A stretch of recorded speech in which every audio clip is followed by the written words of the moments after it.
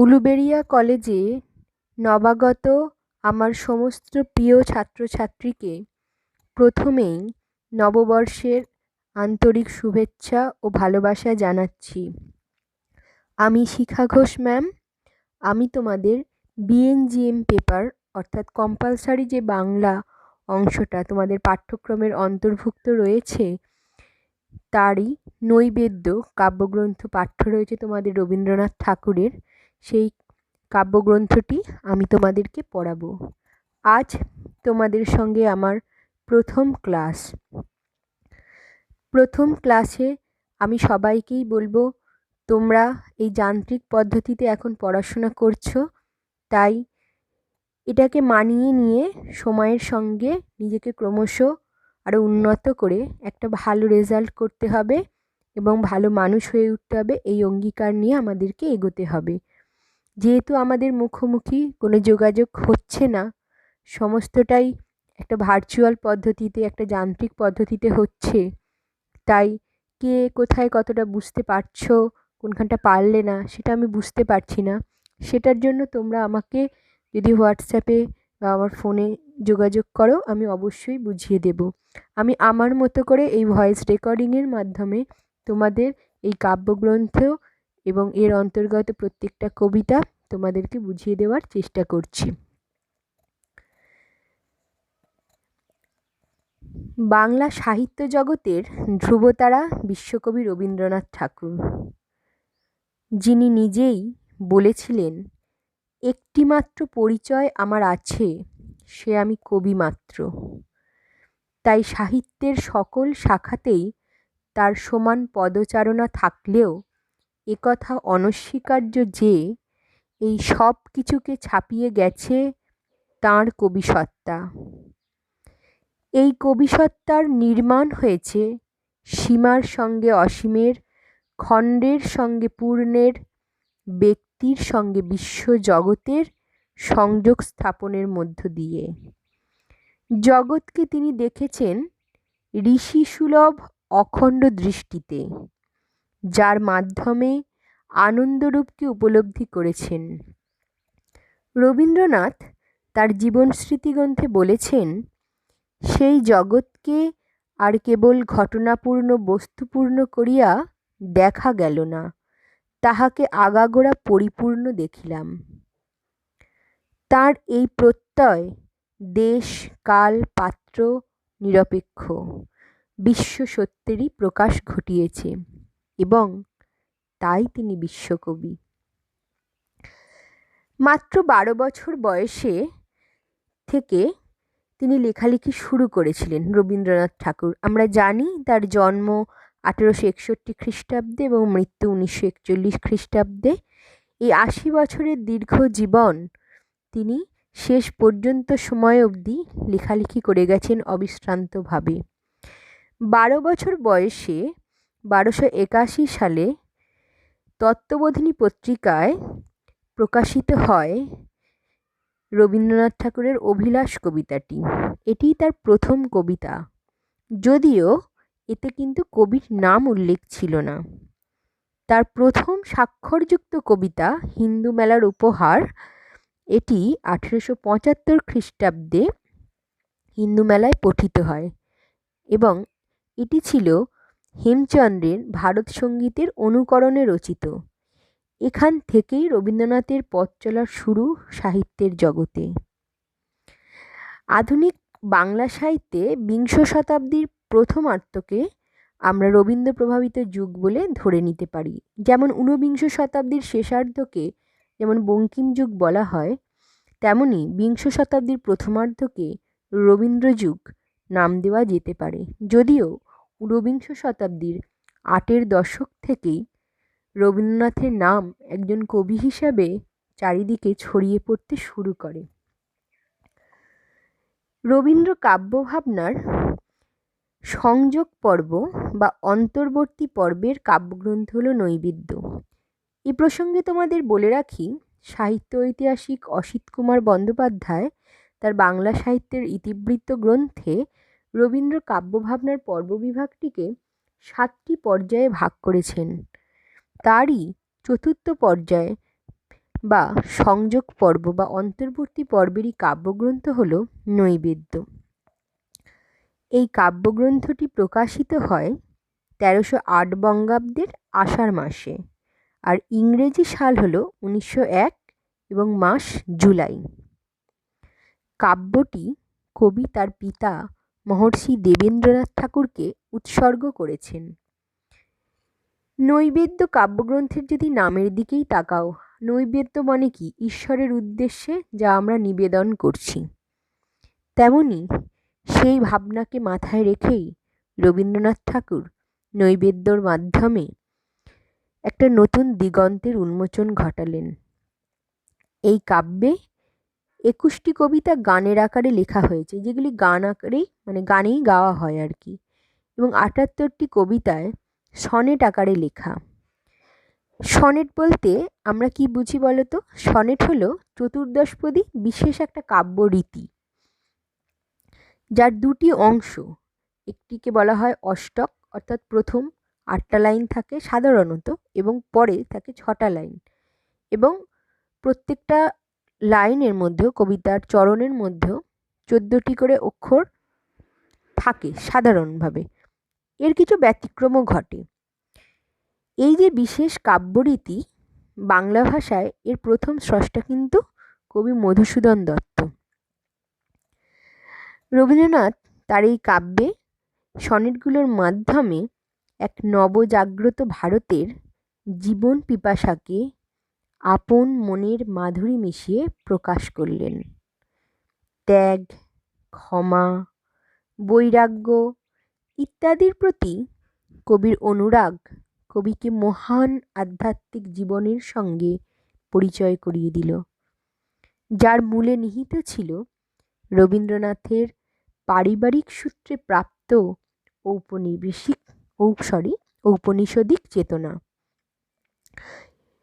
কারণ উপনিষদের চর্চা, বেদের চর্চা, এগুলো কিন্তু রবীন্দ্র পরিবারেরই অঙ্গ। তার পিতার সূত্রেই এগুলো কিন্তু কবি প্রাপ্ত হয়েছিলেন। কান্ত নৈবেদ্য কাব্যে ঈশ্বরকে কবি উপলব্ধি করেছেন পরম পিতা রূপে। ঈশ্বর কোনো দূরের ব্যক্তি নয়, ঈশ্বর আমার একান্তই কাছের, তিনি যেন আমার নিজের পিতার মতোই। তাই ঈশ্বরকে তিনি প্রেমিক রূপে নয়, এই কাব্যে চেয়েছেন পিতা রূপে। মানুষের সঙ্গে কান্তরূপে সম্পর্ক স্থাপন তার উদ্দেশ্য নয়। রবীন্দ্র কবিচিত্ত এখানে পরিপূর্ণভাবে আত্মনিবেদন করেছে ঈশ্বরের চরণে। এই কাব্যের বৈশিষ্ট্য চিহ্নিত করতে গিয়ে রবীন্দ্র জীবনীকার প্রশান্ত কুমার পাল লিখেছেন, মণ্ডনকলা বিবর্জিত সংহত চতুর্দশপদীর আকার নেওয়ায় এগুলি সরাসরি পাঠকের অন্তরকে স্পর্শ করে। অর্থাৎ একটা কবিতার যে আলংকারিক দিক, অর্থাৎ তার ছন্দ অলঙ্কারের যে বিশেষ মাধুর্য, এখানে কিন্তু তা নয়। অনেক সহজ ভাষায় খুব সরাসরিভাবে কবি যা বলতে চেয়েছেন তাই বলেছেন। তাই কিন্তু, এবং সংহত কেন? কারণ অনেক কিছু কথা ওই 14 লাইনের মধ্যেই তিনি বলে দেওয়ার চেষ্টা করেছেন। ঠিক আছে? তাই এগুলি সরাসরি পাঠকের অন্তরকে স্পর্শ করেছে। নৈবেদ্য কাব্যের সনেটগুলিতে ভারতের নবজাগ্রত জীবন পিপাসা ও প্রাচীন ভারতের আত্মস্থ স্থিতধী অবস্থা প্রকাশিত হয়েছে। এই কাব্যের সব কবিতাই প্রার্থনা, সেই পরম ঈশ্বরের কাছে চাওয়া। স্বদেশ ও স্বদেশ মহিমা সম্বন্ধে প্রার্থনা উচ্চারিত হয়েছে বেশ কয়েকটি কবিতায়, আর তা মহান আদর্শে বাঁধা। তবে কোনো রাষ্ট্রীয় অথবা অর্থনৈতিক স্বর্গের প্রার্থনা কবি করেননি। তিনি প্রার্থনা করেছেন উন্নত মানব মহিমার স্বর্গ, যে স্বর্গে মানবের চিত্ত ভয়শূন্য, তার শির অবনত, জ্ঞান যেখানে মুক্ত। রবীন্দ্রনাথের স্বদেশ সাধনা তার অধ্যাত্ম সাধনা থেকে পৃথক নয়, কারণ দেশ, ঈশ্বর সমস্ত কিছুই তার কাছে মিলেমিশে একাকার। এই কাব্যের বেশ কিছু কবিতার মধ্যে একটা স্পষ্টতর, পূর্ণতর অধ্যাত্ম জীবনের আকুতি প্রকাশিত হয়েছে। ইংরেজিতে যে শ্রেণীর কবিতাকে বলা হয় ওড, বাংলায় তাকে স্তোত্র বা প্রার্থনা জাতীয় কবিতা বলা হয়। নৈবেদ্য কাব্যের কবিতাগুলিও এই শ্রেণীরই স্তোত্র বা প্রার্থনামূলক কবিতা। প্রার্থনার মতোই ভাবগম্ভীর কণ্ঠে, সুগভীর উচ্চারণে কবি অন্তরতম অন্তর্যামীর কাছে আত্মার সার্বিক উদ্বোধন ও বিকাশ কামনা করেছেন। স্বদেশবাসীর চৈতন্যের সার্বিক বিকাশ কিংবা বিশ্ব মানবের পূর্ণ মনুষ্যত্বের জন্য প্রার্থনা করেছেন। নৈবেদ্যর সনেটগুলোতে ভারতবর্ষের প্রাচীন পবিত্র সাধনামগ্ন জীবনাদর্শকে তুলে ধরে কবি আধুনিক ভারতের সামনে একটি ঋতপথ নির্ণয় করলেন। জড়তামুক্ত প্রাণের আলোকিত উদ্ভাস এবং সেই মহাব্রতে ভারতকে দীক্ষিত করার ভাবনা প্রকাশিত হয়েছে এই কাব্যে। নৈবেদ্য কাব্যগ্রন্থের কবিতাগুলো যখন লেখা হচ্ছে তখন কাব্যের প্রকাশকালটা আমরা যদি খেয়াল করি দেখব 1901 সাল। এই সময় আমাদের দেশে স্বদেশী আন্দোলনের সূত্রপাত হয়েছে। বিদেশে চলছে বুর যুদ্ধ। এই যুদ্ধে ইউরোপীয় সভ্যতার স্বার্থপর বর্বর রূপ কবিসহ সমগ্র পৃথিবীবাসীর কাছেই কিন্তু উন্মোচিত হচ্ছে। রবীন্দ্রনাথ তো শুধু ভারতবর্ষের নন, তিনি বিশ্ববাসী। সারা বিশ্বের যেখানে যা কিছু খারাপ ঘটেছে তা সবই তাকে দুঃখ দিয়েছে, তিনি তার প্রতিবাদ করেছেন। যা কিছু ভালো ঘটেছে সেই সব কিছুর সঙ্গে তিনি আত্মিকভাবে জড়িত হয়ে গেছেন, সেগুলোর আলোচনা করেছেন, তার লেখনীর মধ্যে দিয়ে সারা পৃথিবীর কাছে ছড়িয়ে দিয়েছেন।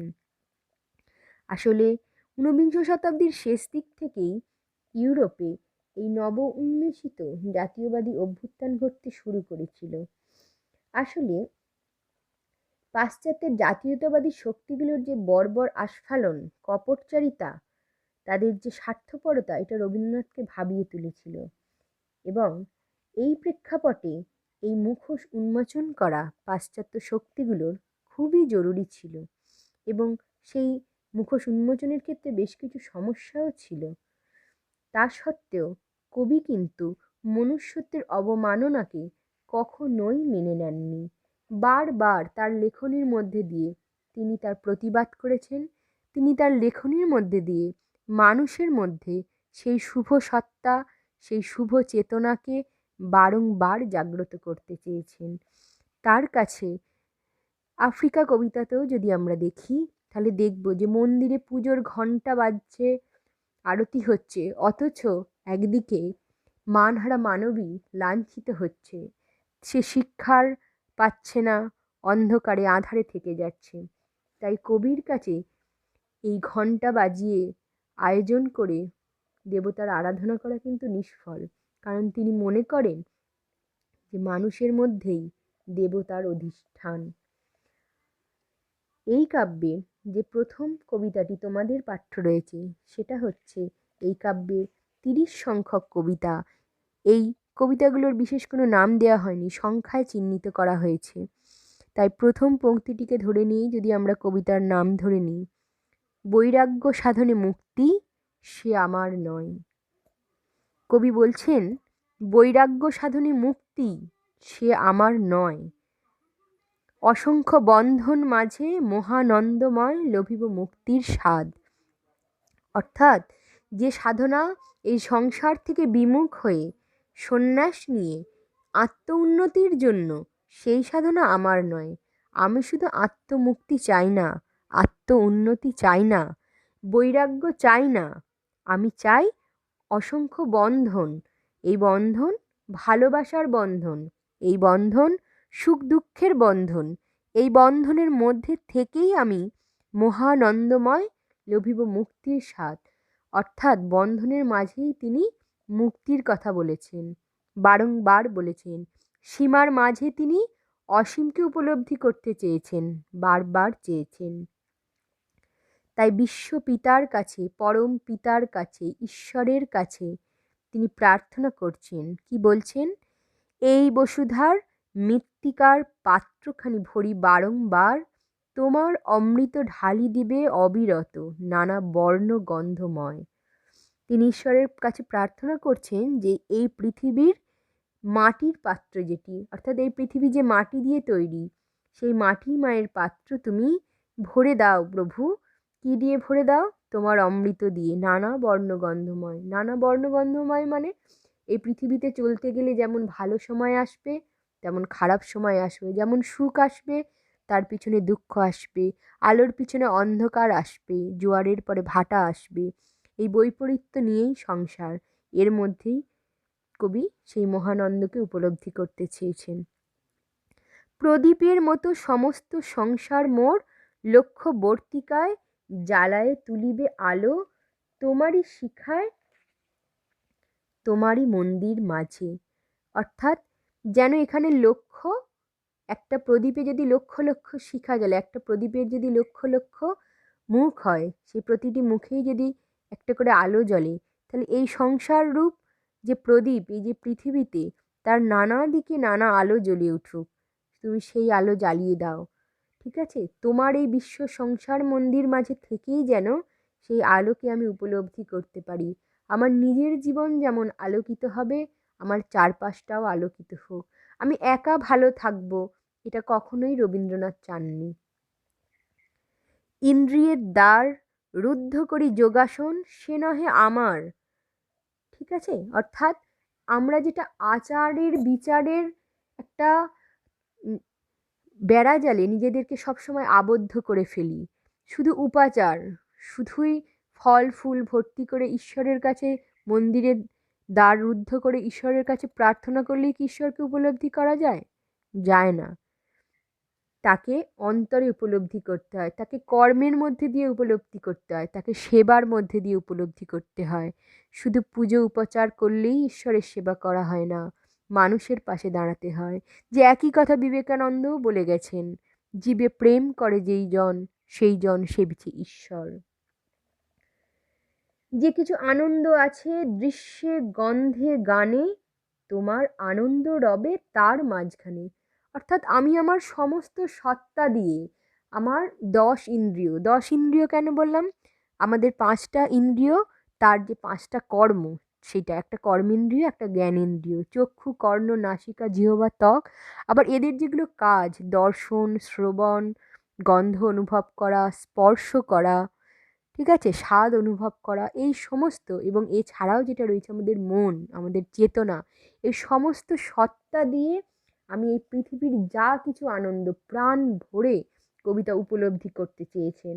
এবং তারই মাঝে তিনি মুক্তিকে উপলব্ধি করতে চেয়েছেন, মুক্তি পেতে চেয়েছেন, বন্ধনের মাঝে থেকে, দূরে চলে গিয়ে নয়। যা কিছু খারাপ সে নয় আমার, যা কিছু ভালো সে শুধু আমার, এটা নয়, সব কিছুকে গ্রহণ করতে হবে। ঠিক আছে? মোহ মোর মুক্তি রূপে উঠিবে জ্বলিয়া। যাই, আমি কোনো কিছুর প্রতি মোহবদ্ধ হয়ে যাব না। এই পৃথিবীর সব কিছু আমি গ্রহণ করব, তার মাঝ থেকেই আমি মুক্তিটাও উপলব্ধি করব। মোহ আমার মুক্তি হয়ে জ্বলে উঠবে। প্রেম মোর ভক্তি রূপে রহিবে ফলিয়া, এবং প্রেম সে ভক্তি হয়ে উঠবে। আমি ঈশ্বরের প্রতি আমার ভক্তি, আমার কর্মে, আমার প্রেমে সব মিলেমিশে একাকার হয়ে যাবে। তাই আলাদা করে নিজের মুক্তি সাধন কবি চাননি, তিনি বৈরাগ্য চান না। এই একই কথা কবি বলছেন তার ধুলা মন্দির কবিতায়। ধুলা মন্দির কবিতাও যদি আমরা দেখি, পড়ি, তোমরা হয়তো পড়েও থাকবে বা শুনে থাকবে, কেউ আবৃত্তি করে থাকবে। গীতাঞ্জলি কাব্যের ধুলা মন্দির কবিতাতেও অনেকটা এই একই মুক্তির ভাবনা।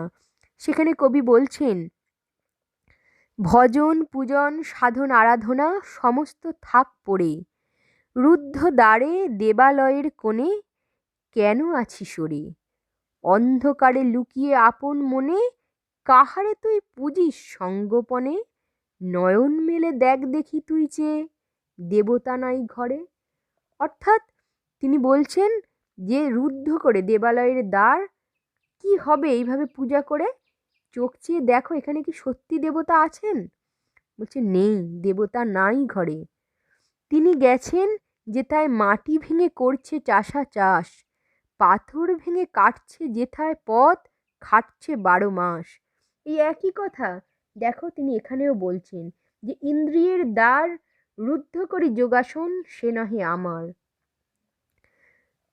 ধুলামন্দির কবিতাতে আবার কবি বলছেন, রৌদ্রে জলে আছেন সবার সাথে, ধুলা তাহার লেগেছে 2 হাতে, তারই মতন সূচি বসন ছাড়ি, আইরে ধুলার পরে। অর্থাৎ ঈশ্বর শুধু সুন্দর পোশাক পরে সুন্দর দেবালয়ের ওই সোনার সিংহাসন রূপোর সিংহাসনে অধিষ্ঠান করেন না। তিনি কোথায় আছেন? যে চাষা পরিশ্রম করে চাষের ফসল ফলাচ্ছে, যে শ্রমিক পাহাড়ের মানে কঠিন রাস্তা মানে পাথর কেটে সে সুন্দর মসৃণ করে তুলছে, তিনি সব কিছুর মধ্যে আছেন, এই কর্মের মধ্যে তিনি রয়েছেন। যে তিনি, তার 2 হাতে ধুলা লেগেছে, আজ তিনি কিন্তু সিংহাসনে বসে নেই, তিনি সুচিতার বসন ছেড়ে ধুলায় এসেছেন। বলছে তিনি যদি, ঈশ্বর যদি মানুষের কাছে আসতে পারেন, মানুষ কেন পারে না তার মুক্তি, চারপাশের যে তার আচার উপাচারকে ত্যাগ করে বেরিয়ে আসতে? তাই কবি বলছেন মুক্তি, ওরে মুক্তি কোথায় পাবি, মুক্তি কোথায় আছে? আপনি প্রভু, সৃষ্টি বাঁধন পড়ে বাধা সবার কাছে। রাখরে ধ্যান, থাকরে ফুলের ডালি, ছিড়ুক বস্ত্র লাগুক ধুলাবালি, কর্মযোগে তার সাথে এক হয়ে ঘর্ম পড়ুক ঝরে। এই একই কথাই কিন্তু এই বৈরাগ্য সাধনের যে তিনি বলছেন যে বৈরাগ্য সাধনে মুক্তি, সে নহে আমার, অসংখ্য বন্ধন মাঝে লোভিব মুক্তির স্বাদ। ঠিক আছে, তোমাদের আমি কবিতার বিষয়টা বলে দিলাম, বুঝিয়ে দিলাম। যদি তোমাদের কারোর কোনো অসুবিধা থেকে থাকে তোমরা আমাকে বলবে, জানাবে, আমি অবশ্যই সেই জায়গাটা পুনরায় বুঝিয়ে দেওয়ার চেষ্টা করব। আজ এ পর্যন্তই, ভালো থেকো।